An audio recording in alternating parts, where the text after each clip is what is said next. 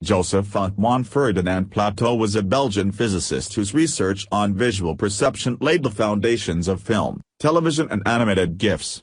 He invented a device called a phénakistiscope, which created the illusion of a moving image, and is depicted in today's Google Doodle marking his 218th birthday.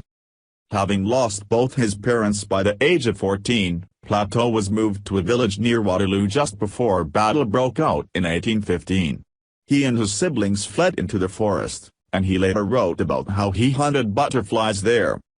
Plateau developed an interest in science in secondary school, but his uncle insisted that he study law at Liège University. Plateau decided he would study science at the same time. In his thesis, Plateau reported on the persistence of visual impressions, which causes us to see falling raindrops as lines, or a vibrating string as a static line with bends in it.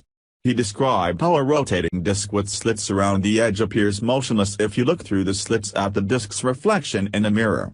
By adding drawings to the disc, the observer could perceive a moving drawing. This device, the phénakistiscope, was soon commercialized as a toy.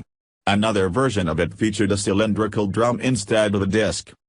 In 1829, the year he graduated, Plateau looked directly at the sun for more than 25 seconds as an experiment, and became blind for several days. For years afterwards, he often saw brightly colored halos around light sources.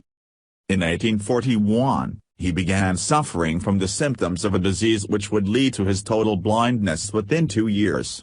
The diagnosis was choroiditis, inflammation of the choroid layer behind the retina of the eye, and Plateau ascribed the condition to having gazed at the sun. However, modern ophthalmologists think it may have been unrelated, and perhaps caused by a problem with his immune system. He continued to do research and write papers, training younger scientists to observe phenomena he could no longer see himself.